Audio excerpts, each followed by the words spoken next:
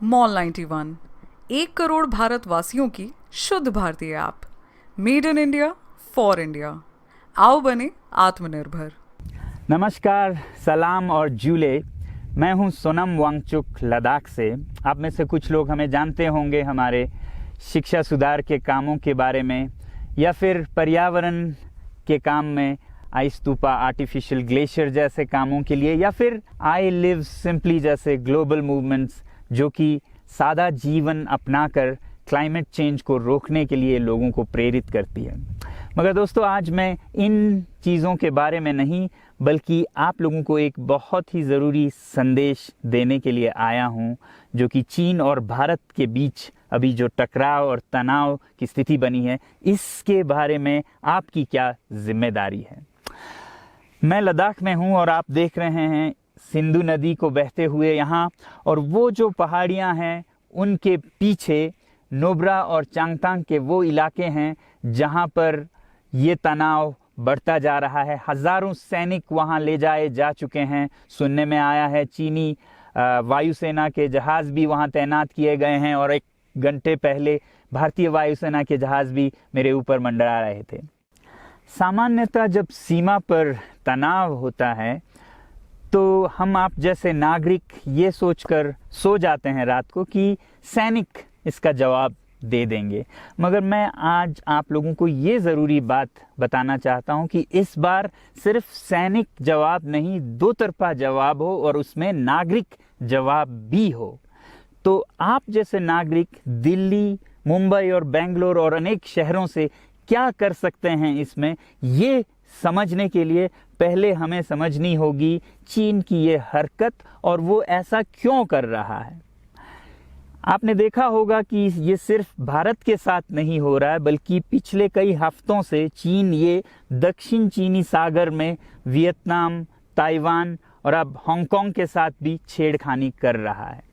और मेरा ये विश्लेषण है कि वो ये सब किसी देश के साथ दुश्मनी के वजह से ज़्यादा अपने अंदर की समस्याओं को सुलझाने के लिए कर रहा है।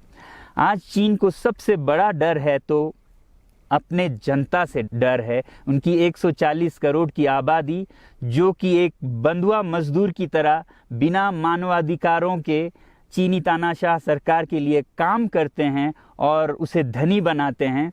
जब वो नाराज़ हो जाए तो फिर एक क्रांति की सी परिस्थिति बन पड़ती है, और इससे चीन बहुत डरता है।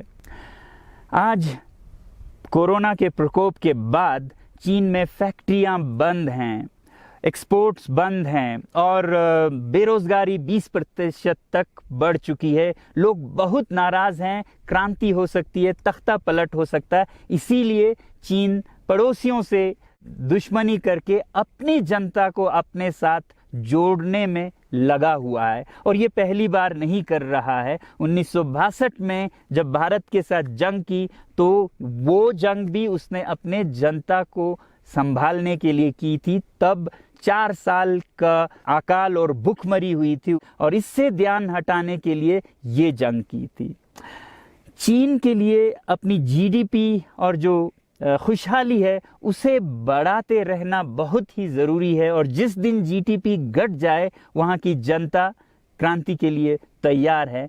मैं तो कहता हूँ कि इस बार भारत की बुलेट पावर से भी ज़्यादा वॉलेट पावर काम आएगी। जो नागरिक पैसा खर्चते हैं चीन के सामान को खरीदने में, ज़रा सोचिए, हम आप भारतीय उद्योग को मारकर चीन से मूर्तियों से कपड़ों तक हर साल 5 लाख करोड़ के सामान खरीदते हैं, और फिर यह पैसा आगे जाकर हमारे सीमा पर हथियार और बंदूक बनकर हमारे सैनिकों के मौत का कारण बन सकती हैं। तो इसलिए अगर हमारे देश के 130 करोड़ लोग और 3 करोड़ जो भारतीय बाहर के देशों में हैं, सब मिलकर भारत में और बल्कि दुनिया भर में एक boycott made in China movement या अभियान शुरू करते हैं, तो आज दुनिया भर में चीन के प्रति रोष है।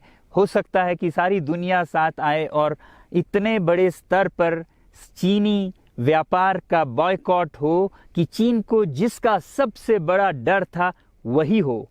यानी कि उसकी अर्थव्यवस्था डगमगाए और उसकी जनता रोष में आए, विरोध और तख्ता पलट। और अगर हम ऐसा नहीं करते हैं तो कितनी बदनसीबी की बात होगी भारत के लिए, ज़रा सोचिए।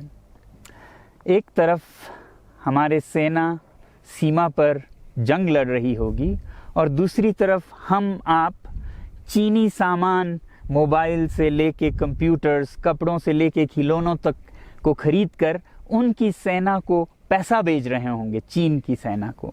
ये तो हुई हार्डवेयर की बात। दूसरी तरफ हमारी युवा चीनी सॉफ्टवेयर, एप्स, गेम्स जैसे टिकटॉक, शेयरिट, इन सब में मस्त, उन्हें दूसरी तरफ से करोड़ों करोड़ों का पैसा भेज रहे होंगे। तो इसलिए बहुत ज़रूरी है कि हम एक नागरिक जवाब ज़रूर दें और इसे एक अभियान बनाएं, ग्लोबल मूवमेंट की तरह। ये बॉयकॉट मेड इन चाइना का जो अभियान है वो भारत के लिए भी एक वरदान साबित होगी। जैसा कि हमारे प्रधानमंत्री ने एक विजन हमें दिया था स्वावलंबन का, सेल्फ रिलायंस, वो तब हो सकता है जब हमारे अपने उद्योग फलें फूलें। और जब हम बॉयकॉट करते हैं इन सामान का तो अपने देश के उद्योग का, उत्पाद का हम प्रयोग करेंगे और उससे मजदूरों को रोजगारी मिलेगी और सारा देश खुशहाल होगा। बजट होगा कि हम और अच्छी तरह से टक्कर ले सकें सीमा पर भी। तो इसके लिए मैं आप लोगों से अपील करता हूं कि जहां तक ऐप्स और सॉफ्टवेयर की बात है तो हमारे युवाओं को एक हफ्ते में उन्हें अनइंस्टॉल करना चाहिए। Boycott made in China, software in a week and hardware in a year. क्योंकि साजो सामान के लिए वक्त लगेगा हमारे अपने देश से और बाहर से विकल्प निकलने तक, तो उसे हम 1 साल के अंदर कर सकते हैं। तो ये हम न सिर्फ अपना प्रतिज्ञा करें बल्कि 100 और लोगों को इसके बारे में समझाएं, शेयर करें सोशल मीडिया पर, और हमारी जो मीडिया है वो जनता तक, देश के कोने कोने तक पहुंचाए। और जैसे ही इसका असर दिखने लगेगा, इंटरनेट से ऐप्स लाखों में, करोड़ों में अनइंस्टॉल होंगे, तो चीन को संदेश साफ जाएगा और यही एक तरीका उसे मेज़ पर पहुंचा सकती है जहां पर कि बातचीत हो शांति की। तो जाते जाते मैं ये बता दूं कि मैं क्या करने जा रहा हूं। इस फ़ोन पर जो भी चीनी ऐप्स हैं उन्हें तो मैं 1 हफ्ते में हटा रहा हूं, बल्कि ये फ़ोन जो कि चीन में बना है इसे भी मैं 1 हफ्ते में अपनी ज़िंदगी से अलग कर रहा हूं। और 1 साल के अंदर हर वो चीज़ जिस पे मेड इन चाइना लिखा है उसे ज़िंदगी से निकालने जा रहा हूं। हमें चीन से, चीनी लोगों से कोई समस्या नहीं है, चीनी सरकार और उनकी रवैयों से समस्या है। जब तक चीन में परिवर्तन ना हो हमें ऐसा करना होगा। और आप लोगों से मैं अपील करता हूं कि आप अपने शहर में, अपने मोहल्ले में ऐसे इवेंट्स करें जहां लोग प्रतिज्ञाएं करें कि चीनी सामान का बहिष्कार करें जब तक चीन में परिवर्तन ना हो। और मैं सालों से कहता रहा हूं कि 21वीं सदी में देश के लिए जान देने की नहीं बल्कि ज़िंदगी देने की ज़रूरत है। लद्दाख में बढ़ते हुए ये देश के लिए जान देने का कारोबार बहुत देखा, और जहां एक तरफ मैं सलाम करता हूं उन लोगों के लिए, उन लोगों को जिन्होंने देश के लिए जान दिया, मगर इस 21वीं सदी में मेरा ख्याल है कि देश के लिए जान देने की नहीं, ज़िंदगी देने की ज़रूरत है।